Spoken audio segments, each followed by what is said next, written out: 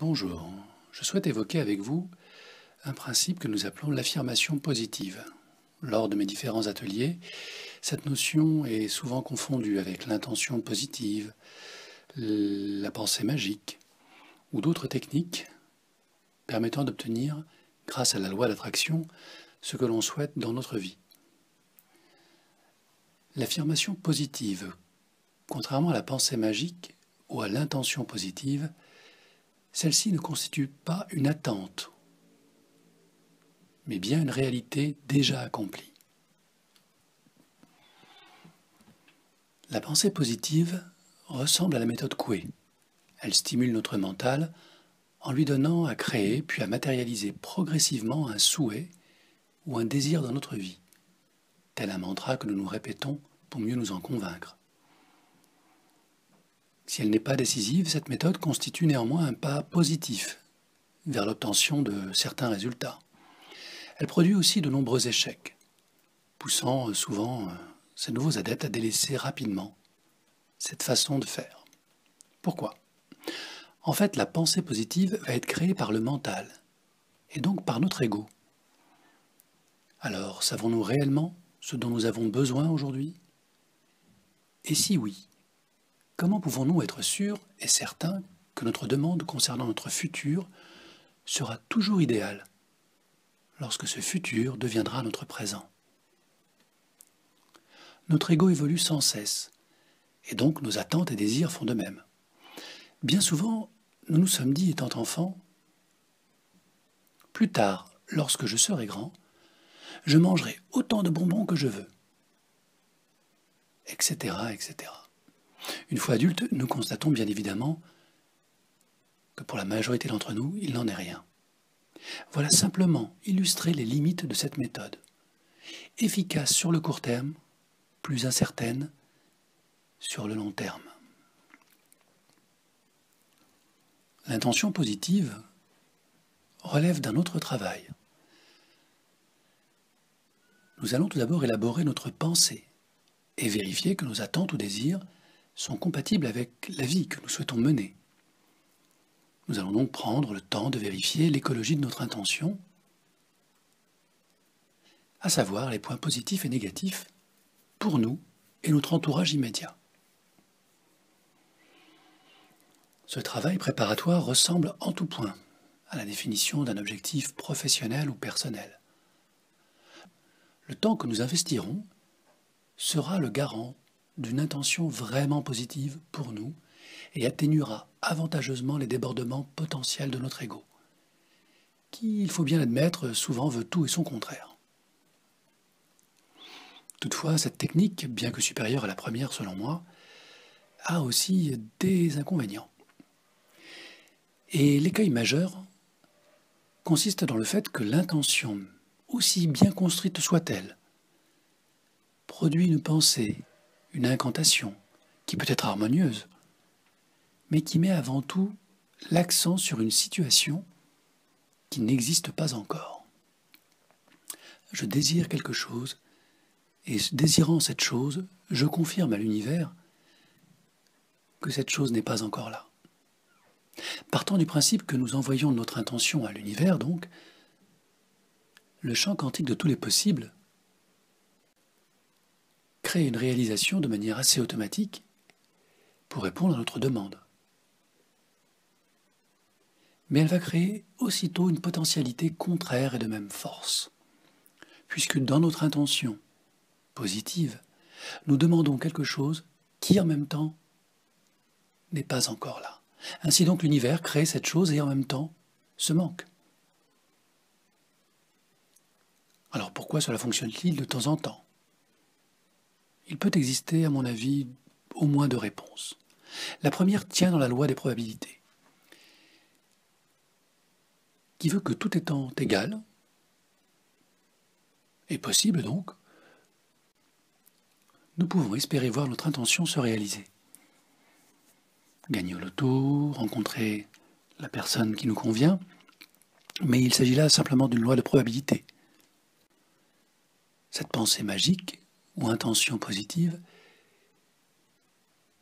crée donc sa propre réalité si elle n'est pas effacée par la volonté et l'intention positive contraire d'autres personnes, bien évidemment, car nous ne sommes pas seuls. Ainsi donc, mon intention va créer une réalité, potentiellement son contraire. La loi des probabilités va lui donner une réalité, sauf si d'autres personnes désirent exactement le contraire de nous. Vous voyez comme quoi cette méthode peut être très aléatoire. La seconde explication tient au fait que notre réel se conforme davantage si nous concentrons notre attention sur un événement précis.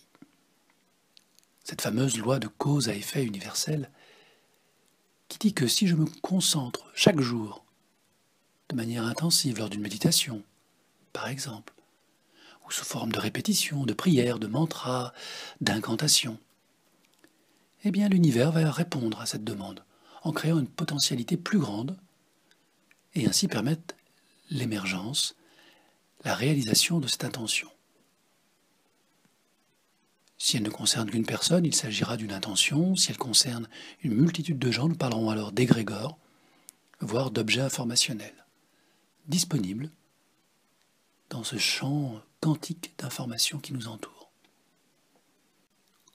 N'oublions pas que le temps n'existe pas au niveau de l'univers.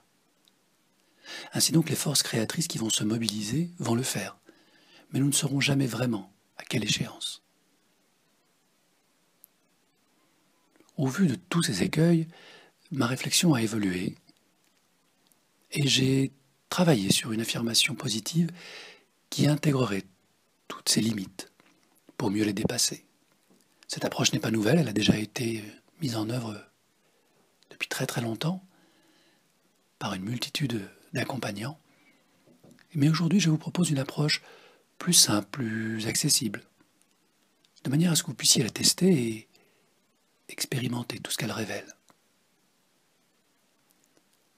Alors, cette approche, qui n'est pas nouvelle, et qui a permis à bon nombre d'entre nous d'atteindre leurs objectifs, et ce depuis la nuit des temps, repose sur une idée toute simple que je vous propose ici de tester.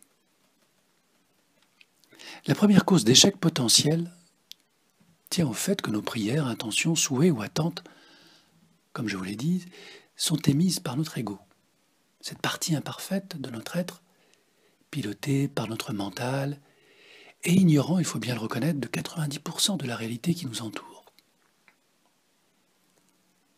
Alors partons, si vous le voulez bien, du point le plus sûr et le plus parfait de notre être en matière de réalisation personnelle. Je veux parler de notre cœur.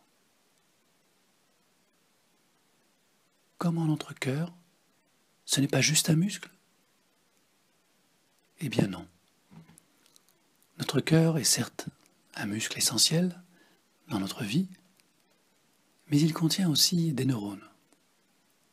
Et c'est la raison pour laquelle nous pouvons parler d'intelligence du cœur ou d'intelligence émotionnelle. Ainsi, nous devons nous connecter à notre cœur afin de définir ce dont nous avons besoin pour contribuer à notre bonheur. Comment? De nombreuses techniques existent et elles sont simples. Bien sûr, la méditation, de pleine conscience de préférence, permet d'accueillir l'instant présent. Et c'est dans ce présent infini que l'on va pouvoir élaborer le chemin d'une vie plus heureuse, en visualisant toutes les étapes nécessaires à sa matérialisation. La marche méditative permet aussi de poser les problèmes calmement et de trouver les solutions que ces problèmes contiennent depuis l'origine, mais auxquelles nous n'avions pas accès, du fait de notre ego et de nos filtres émotionnels. L'hypnose, qui nous connecte à notre inconscient, si nous lui demandons, grâce à l'auto-hypnose, nous permet aussi de nous connecter à notre cœur. Et il existe bien sûr bien d'autres techniques qui permettent cette accession au cœur, la sophrologie, la kinésiologie, le yoga, le chant, et bien d'autres techniques encore. Alors oui, pour réaliser une affirmation positive, il convient tout d'abord de la déterminer avec justesse. De quoi ai-je vraiment besoin pour être heureux? venant de notre cœur, cette affirmation ne sera ni un désir ni une attente, mais au contraire un questionnement qui a pour vocation d'être en phase avec ce que l'on souhaite vraiment. Et le simple fait d'évoquer cette demande va créer une émotion, une énergie en nous. Et cette émotion, elle se caractérise dans l'affirmation positive par un sentiment de justesse et de justice qui s'empare de notre cœur, puis de tout notre corps. À la simple évocation de cette affirmation positive, que certains appellent la foi, ou simplement la justesse intérieure, tout notre être s'aligne, se mobilise. Il ne s'agit plus de demander quelque chose. Et l'on peut percevoir le calme mental qui règne à ce moment précis où notre cœur s'exprime. Comparons, si vous le voulez bien, une intention positive avec une affirmation positive. Intention positive. À compter de ce jour, et pour les années à venir, je veux être heureux, à l'aise matériellement, et en bonne santé ou mieux encore, pour le bien de tous et dans le respect des lois universelles. Voici une intention complète et précise, même si elle n'indique pas le comment. On peut donc imaginer l'univers qui entend cette vibration, cette information, qui la reçoit, et qui va l'intégrer dans son champ des possibles. La faiblesse de cette intention est que l'univers comprend surtout que vous n'êtes pas encore heureux, que vous n'êtes pas encore à l'aise matériellement, et qu'il va devoir créer quelque chose pour vous plus tard. Mais comment y parviendra-t-il, puisqu'il n'a aucune notion du temps?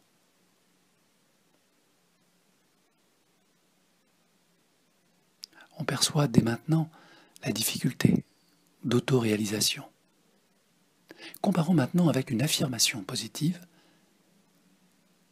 qui dirait quelque chose comme ça. Je suis heureux, à l'aise matériellement et en bonne santé, pour le bien de tous et dans le respect des lois universelles.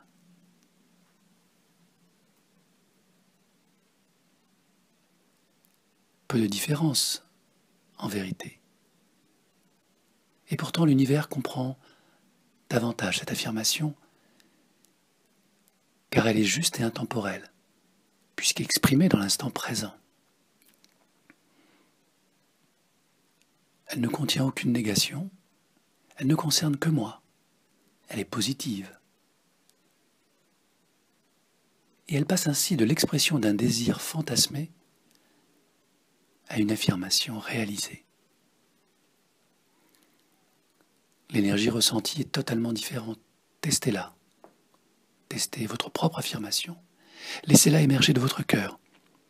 Rayonnez en vous sous une forme d'énergie intense, de plaisir.